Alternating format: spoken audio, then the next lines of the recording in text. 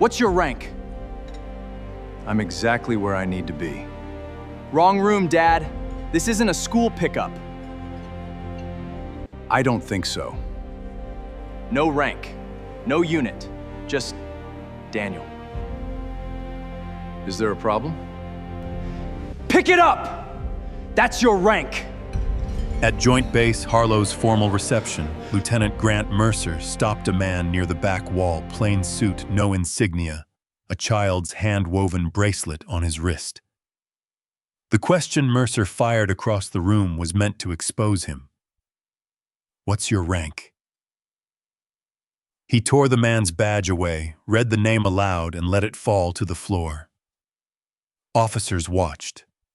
The base commander watched. Nobody intervened. The man did not explain himself. He did not step back. His silence was so deliberate, it bordered on something dangerous, and Mercer had no idea what he had just set in motion. If you stay until the end of this one, you'll understand exactly why the quietest person in the room is sometimes the most dangerous. Subscribe so you don't miss what comes next.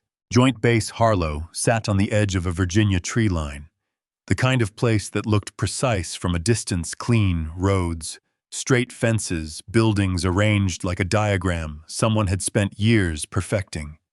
The units stationed there were among the best trained in the country, and the officers who ran them had resumes that could fill a filing cabinet. From the outside, Harlow represented everything the military was supposed to be: disciplined, honorable, uncompromising. The problem with places like that was how rarely the outside matched what lived beneath. Behind the ceremony and the pressed uniforms, Harlow had developed a different kind of culture, one built not on what was right, but on who had enough rank to make something disappear. Complaints got filed, then quietly closed.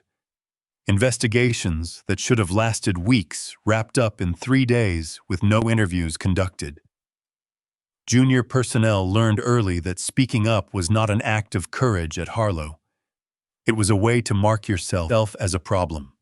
Nobody had ever said that out loud. Nobody needed to. Daniel Brooks drove himself onto the base at 4:46 in the afternoon, which was exactly how he had planned it. No escort vehicle. No staff car with flags on the mirror.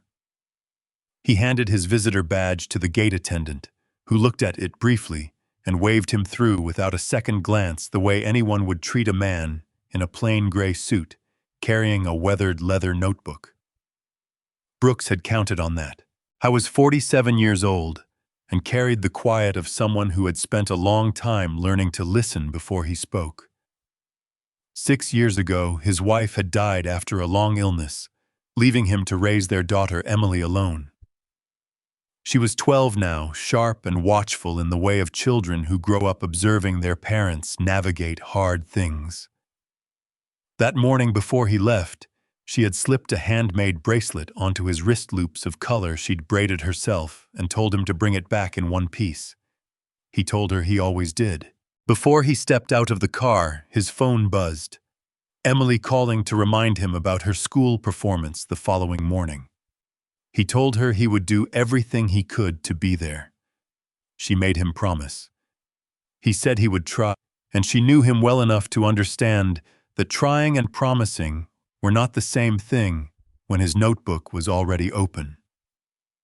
He ended the call, looked down at the bracelet on his wrist, straightened his cuff, and walked toward the reception hall. The room was exactly what he had expected. Round tables draped in white linen trays of champagne making their circuit through the crowd, officers in dress uniform moving in tight clusters that rarely included anyone of lower rank. Brooks found a position near the back wall and settled into it the way he settled into everything, without announcement, without urgency. He opened the leather notebook to a blank page and began to observe. In the 14 minutes that followed, he saw enough to understand the shape of what he was dealing with. Senior officers spoke only to other senior officers, forming a kind of invisible perimeter that junior personnel already knew better than to cross. A young soldier was bumped from behind hard enough to spill his drink, and the man who did it didn't turn around. Near the far end of the room, a corporal named Danielle Hale was working the reception line carrying a tray of glasses with careful precision when a senior NCO leaned close and said something that made her go still, the kind of stillness that isn't calm at all, but has learned to look like it.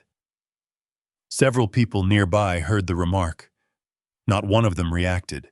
Harlow's base commander, Colonel Gerald Sullivan, was standing close enough to have caught the whole exchange. He turned away and raised his glass toward a group of guests. Brooks wrote 3 lines in his notebook and kept watching. Sullivan was not a cruel man, which in some ways made him more dangerous than one. He didn't enjoy what happened at Harlow. He simply believed that the reputation of a base was a more fragile thing than the comfort of any individual serving on it, and that complaints, if handled carefully enough, could be made to resolve themselves without leaving a mark on the record.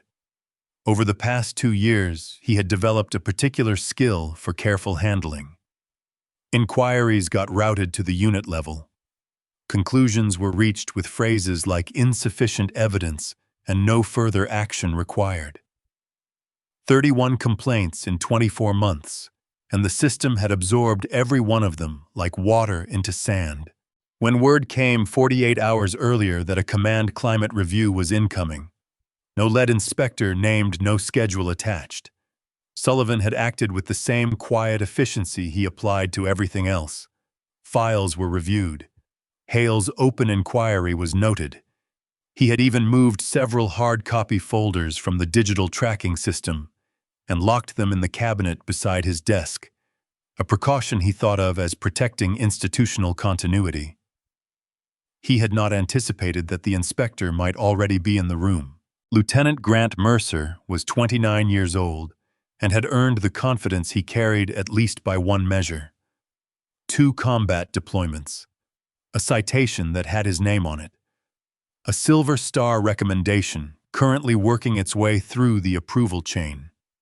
He was the kind of officer that bases like Harlow built their reputation around: effective in the field, decisive under pressure, and surrounded at all times by people who had learned that disagreeing with him carried a cost that usually wasn't worth paying. What Mercer had also learned, not explicitly, but through years of reinforcement, was that his record functioned as a kind of immunity. The louder he spoke, the more room the room gave him.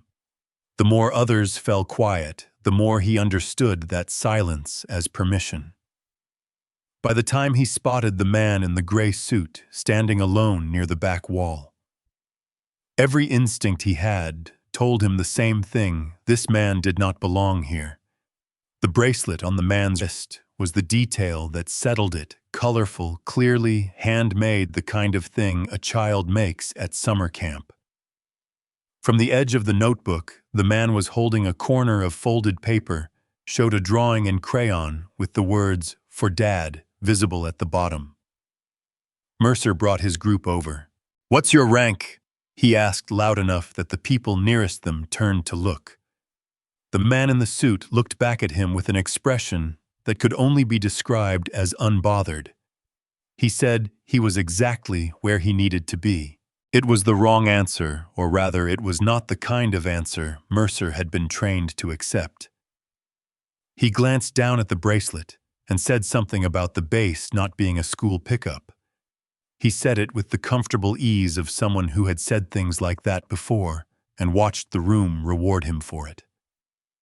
A few people nearby smiled. Mercer's posture loosened with the familiarity of the pattern: find the weakest-looking person in the room, name what makes them weak, and let the audience confirm your reading of the situation. The man in the suit said nothing, and that was when Mercer reached forward and pulled the visitor badge from the man's lapel. He held it up, read the name printed on it, Daniel, and said it aloud twice, the second time in a tone that made it sound like something to be embarrassed about. No rank printed. No unit listed. Just a first name on a lanyard. Mercer let the badge drop to the floor and pointed down at it. "Pick it up," he said, That's your rank. What happened in the seconds that followed was not an eruption. There were no protests. No one stepped forward. A few people turned away, which was its own kind of response. Others lifted their phones slowly, not to intervene, but to record.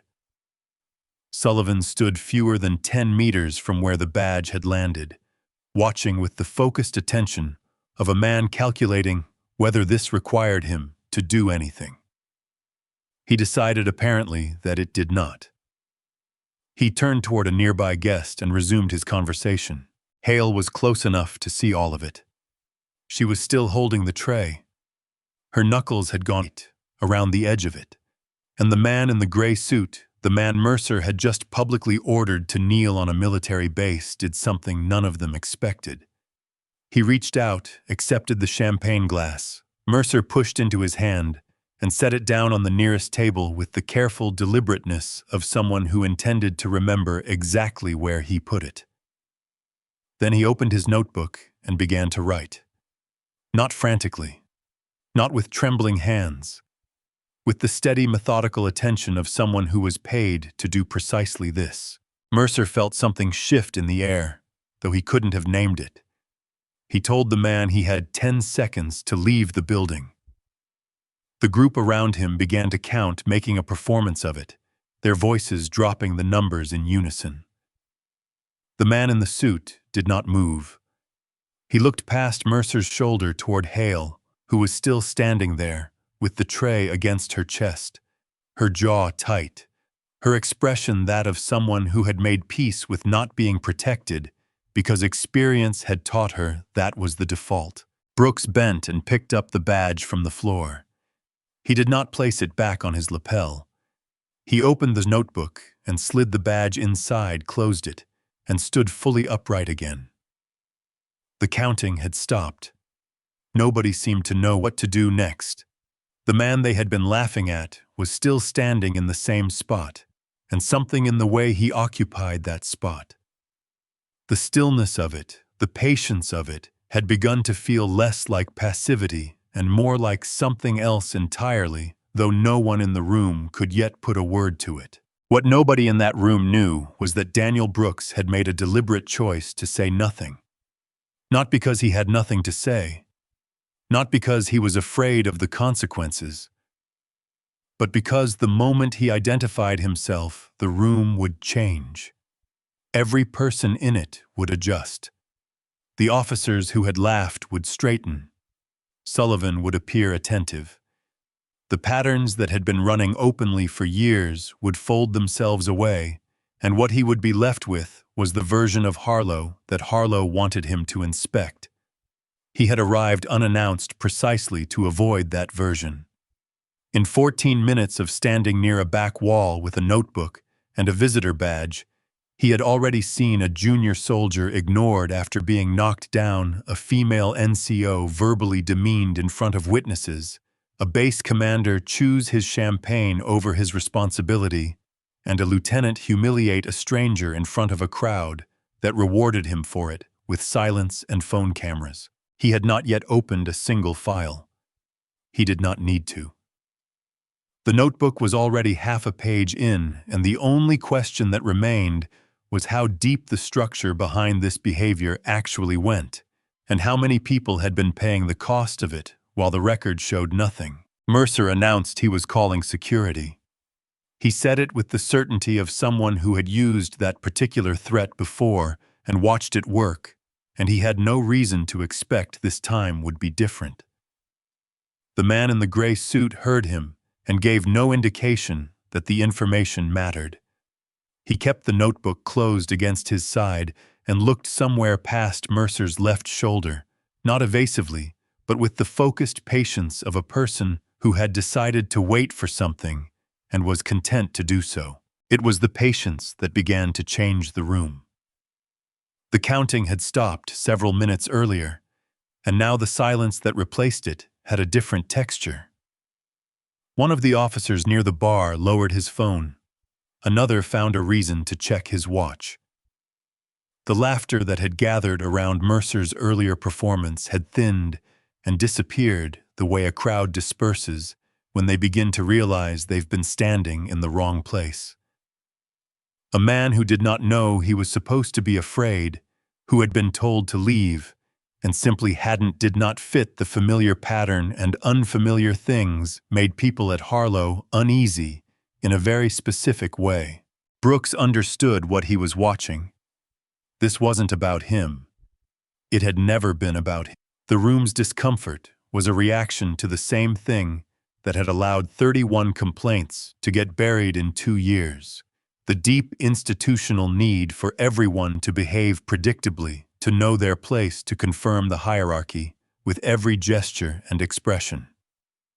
He was standing still and saying nothing, and that alone was enough to make the system falter. Sullivan had not moved from his position near the window. He was on his second glass of champagne. At 5 o'clock exactly, the main doors opened. The sound of boot heels on the stone floor was unhurried and deliberate, and it cut through the low conversation in the room the way a dropped key cuts through a quiet house. Every person in the hall recognized the cadence, that particular rhythm that belongs to people who have stopped needing to announce themselves. 4 figures in full dress uniform walked through the entrance and into the space the crowd immediately created around them.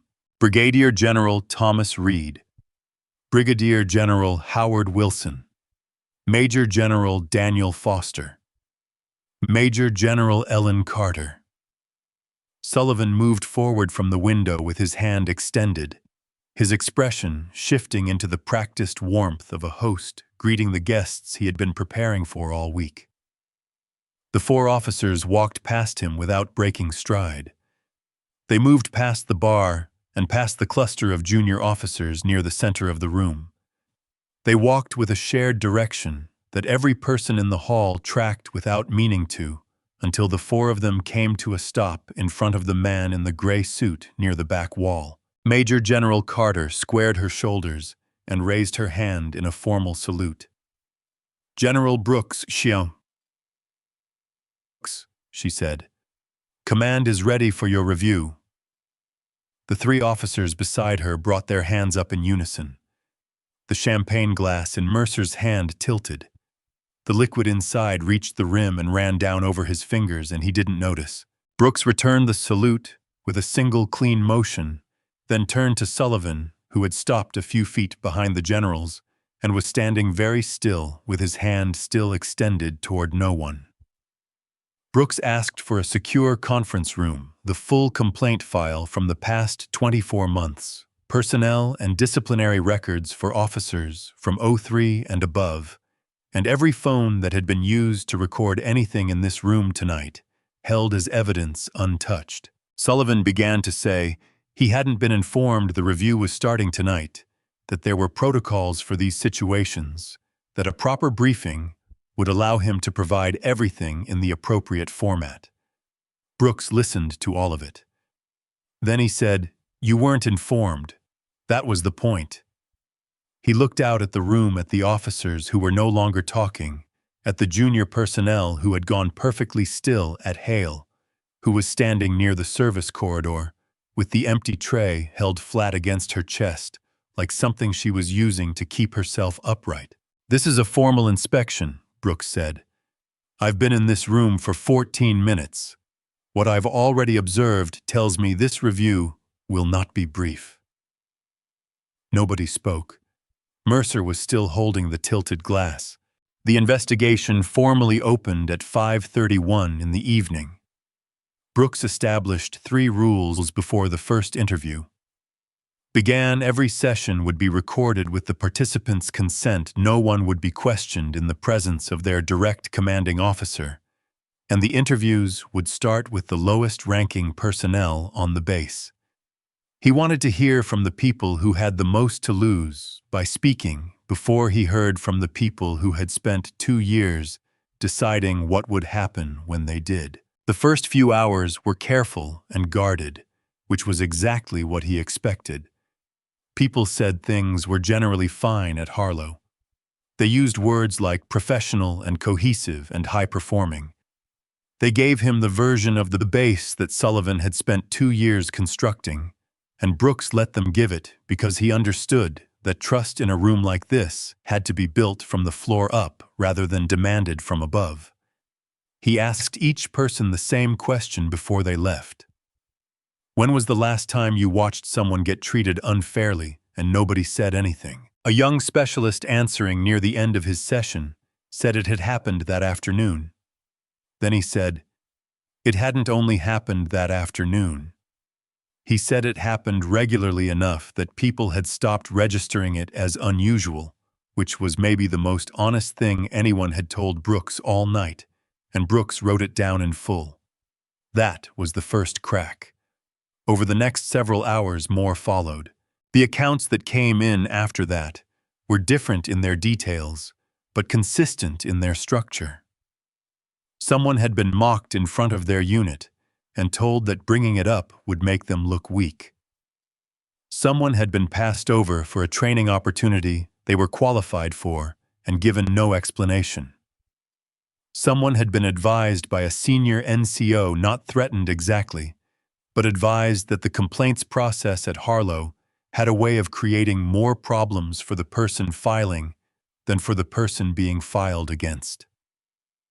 Someone else had tried 3 times to obtain the standard form for submitting a formal grievance and been told each time that the form wasn't available at the unit level. Every story had the same ending. The complaint went to Sullivan's office and nothing came back. In the room where she'd been assigned to wait, Danielle Hale sat with a folder on her lap that she had carried every day for 18 months without once opening it in front of another person. Inside were 3 complaints, filed correctly, formatted, correctly submitted through the proper channels, and the responses to each one, which were brief enough to fit on a note card. The first had been closed without any of the named individuals being interviewed. The second had been acknowledged and never updated. The third, which named Mercer directly, had been concluded within 3 days with a finding of no action required, despite the fact that no witnesses had been contacted and no formal inquiry had been opened. She had kept the copies because she knew, even when she filed them, that the originals would not survive intact. She thought about what had happened in the reception hall.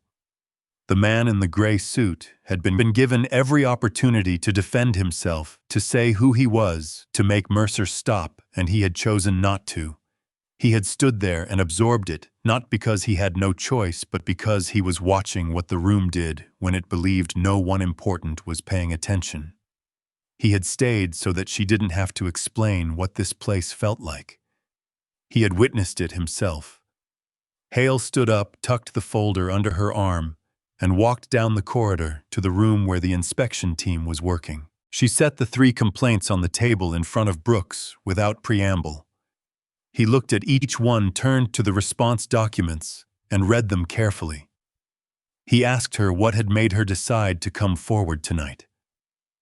Hale said she'd had 2 years to ask herself that question and had always found a reason to wait.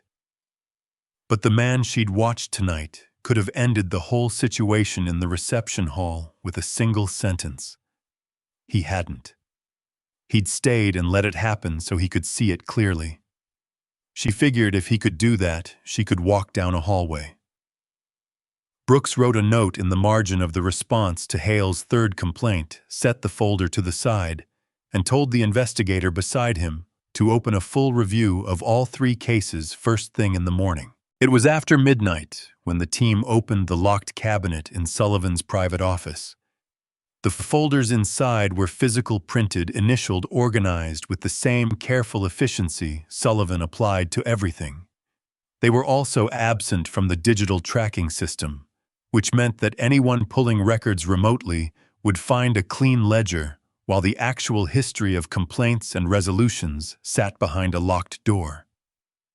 Brooks counted 31 complaint files in 24 months. 28 had been closed without escalation. 14 had been removed from the tracking database entirely. Several of the individuals who had filed complaints had never been interviewed at all, and a number of the people they had complained about had never been formally notified that a complaint existed. He stood over the open cabinet for a long time, without moving. Mercer was a problem, a visible, documentable one, for at least 8 months, based on Hale's records alone, probably longer based on the pattern in the other files. But Mercer was not the source of what Brooks was looking at. A person with Mercer's instincts required a particular kind of environment to operate the way he had operated, one where the people above him consistently chose to look away, and where the people below him consistently learned that the consequences of speaking fell on the speaker. Sullivan had built that environment with meticulous, unhurried care and had maintained it long enough that it had stopped looking like a choice and started looking like the natural condition of the base. Brooks's phone lit up on the table beside him. Emily was calling. He answered, and she asked whether he would make it back for her school performance in the morning.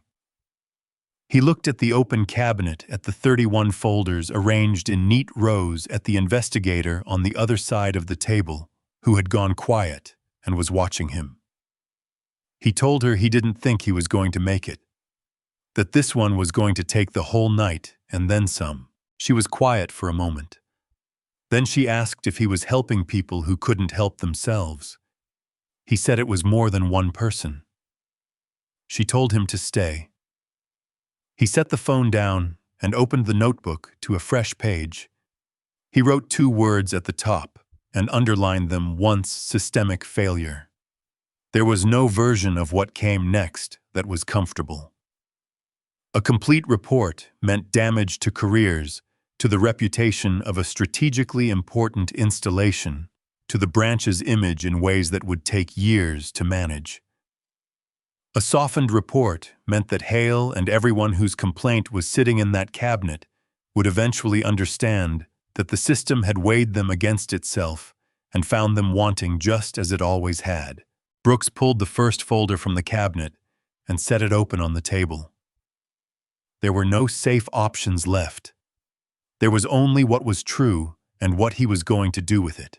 Mercer walked into the interview room at 10:42 in the evening, without his group, without his uniform jacket, and without the expression he usually wore in rooms where he expected to be the most important person present. He sat down across from Brooks and looked at the table between them, the way people look at surfaces when they're deciding how much of themselves to offer. Brooks let the quiet settle before he said anything. Then he asked Mercer about a complaint filed 8 months ago by Corporal Danielle Hale. Mercer said he'd heard something about it at the time, but had never been formally approached as part of any investigation. He said it with the careful neutrality of someone who had been thinking about how to phrase that sentence since 5 o'clock. Brooks nodded and asked him to walk through what had happened in the reception hall that afternoon. Mercer's first version was minimal. He said he'd asked the man whether he was in the right place. He said it had been a misunderstanding. Brooks told him the investigation team had recovered video from multiple phones present in the room. Mercer looked at the table again. What followed was slower and more honest. Mercer confirmed that he had taken the visitor badge from Brooks's lapel, read the name aloud, and dropped it on the floor. He confirmed he had told Brooks to kneel and retrieve it, that he had pressed a champagne glass into the man's hand and referred to it as his new rank. He confirmed the countdown. He confirmed that Sullivan had been present throughout and had not intervened. He said each of these things in a voice that had lost its earlier economy, not broken, but stripped of the performance that usually surrounded it, the way a structure looks different once the facade comes off. Brooks looked at him steadily and said, "I'm not in this room to end your career because you insulted me. I'm in this room because what you did tonight shows that you were taught consistently and over time that you could treat people that way without consequences. That's not only your problem, but it is your responsibility." Mercer sat with that. For the first time in the conversation, he seemed to be processing something rather than managing it. grasping that the investigation wasn't about the specific exchange in the reception hall, but about the entire system that had made the exchange feel ordinary. He had spent years operating inside a structure that rewarded his instincts, and now that structure was under examination, and he was only beginning to understand that the reward had also been a trap. Before Mercer stood to leave, Brooks said one more thing. He said that the next time Mercer asked someone their rank, he might want to consider that the answer could surprise him. It was not a warning dressed up as advice. It was simply the truth stated plainly, and it landed the way plain truths do when there's nothing left to cushion them. Sullivan arrived 40 minutes later. He came in with his posture intact and his hands folded, and he brought with him a set of prepared explanations that he arranged carefully in front of himself like tools he expected to need. He talked about operational pressure. He talked about the difficulty of managing competing priorities with limited administrative staff. He talked about the importance of resolving matters at the unit level to preserve cohesion, and about how individual complaints taken in isolation rarely reflected the full complexity of a situation. Brooks let him finish without interrupting once. Then he opened the notebook and placed it flat on the table alongside Hale's 3 complaint files, the printed inventory of 31 cases from the past 24 months, the documentation of 14 records removed from the tracking system, and the summary of recorded video evidence from the reception hall. He arranged them in a row and looked at Sullivan directly. "At 4:52 this afternoon," Brooks said, "an officer under your command removed a visitor's badge, dropped it on the floor, and ordered that visitor to kneel and retrieve it, in front of the entire room." He kept his eyes on Sullivan. "You were standing fewer than 10 meters away. You saw it. You heard it. And then you turned toward your guest and raised your glass." Sullivan opened his mouth. Brooks continued without raising his voice. "But that's not what I want to ask you about tonight." He set one finger on Hale's 3rd complaint folder, the one with Mercer's name in it. "I want to ask you about the evening you signed the closure on this complaint. A corporal you watched get demeaned in your presence filed a formal grievance through proper channels. Your office concluded it in 3 days. No witnesses contacted. No formal inquiry opened. No interviews conducted." Brooks looked at Sullivan and asked him what he had been protecting. The questions sat in the room without an answer. The explanations Sullivan had arrived with were built for a different kind of conversation, one where the documentation was incomplete or the facts were still in dispute. There was nothing in dispute here. The cabinet had been opened. The folders had been counted. The gap between what the tracking system showed and what the physical files contained had been measured precisely. Sullivan said something about institutional continuity. He said something about wanting to handle things quietly to protect the people involved. Brooks closed the notebook. "That's not continuity," he said.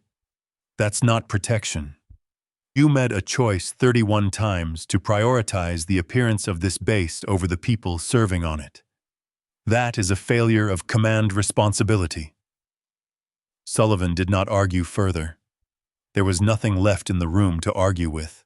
11 days after the inspection, a 47-page report was delivered to the Secretary of the Army. It was organized into 3 levels because that was the honest structure of what had happened at Harlow. Not a single bad actor, not an isolated incident, but a failure that had roots in individual behavior, leadership decisions, and institutional design, and could not be fully addressed by correcting only one of those 3 things. Mercer was processed under Article 15 of the Uniform Code of Military Justice for conduct and contribution to a hostile command environment. His Silver Star recommendation was withdrawn. He was removed from the SEAL team and reassigned to an administrative role at a training facility for 18 months, with no combat assignments and no command position. The report noted specifically that punishing Mercer alone would be insufficient. A system that had celebrated aggression and protected those who practiced it would simply produce another version of him if the system itself remained unchanged. Sullivan submitted his retirement paperwork within 72 hours of receiving the report's preliminary findings. There was no farewell ceremony, no formal dinner, no remarks from the podium of the hall where he had stood watching with a champagne glass the night all of it had come undone. He left Harlow the way he had always managed difficult truths quietly and without leaving a mark on the surface. 12 officers received formal letters of reprimand. 3 senior NCOs were reassigned. Several others remained under review for obstruction of the complaints process. The structural reforms Brooks recommended were implemented over the following months. An independent complaint office was established at Harlow, reporting directly to the Regional Inspector General rather than to the base commander. Every complaint would be acknowledged within 48 hours and fully investigated within 60 days. No unit commander could investigate allegations involving their own leadership chain. All records would be maintained in a centralized database, and biannual command climate surveys would be submitted to an oversight body before being shared with base leadership. Personnel who filed complaints would be formally protected from retaliation, and that protection would be monitored rather than assumed. Hale's 3 complaints were formally reopened and confirmed as substantiated. The individuals named in the first 2 cases were disciplined. Mercer's prior conduct toward Hale was incorporated into his overall disciplinary record. She received a letter bearing Brooks's signature, and at the bottom in his own handwriting rather than a typed closing. He had written, "The evidence in this case survived because you kept it when the system chose not to." The courage that required is not a footnote in this report. It is the reason this report exists. Hale read the letter, once folded it, and placed it inside the cover of the complaint folder. She set the folder in the center of her desk rather than beneath the training manuals where it had lived for 18 months. It did not need to be hidden anymore. 6 months later, Brooks returned to Joint Base Harlow for the base's annual Family Day. He came in full dress uniform, 3 stars on each shoulder, 4 rows of decorations across his chest, the leather notebook tucked under his arm, the same way it always was. Emily walked beside him through the gate, and the guard on duty came to full attention the moment he recognized the rank. Emily watched the exchange with wide eyes, and then looked at her father with the expression of someone recalibrating something. Brooks just smiled and kept walking. The new commanding officer, Colonel Rita Dawson, gave him a direct and accurate account of where things stood. Complaints were being processed. People were talking more openly. Junior personnel had started using the independent office, which meant they believed it was safe to do so, which was the metric that mattered most. Dawson also told him plainly that the base was better and not yet healed, and that she expected the full restoration of trust to take longer than anyone wanted.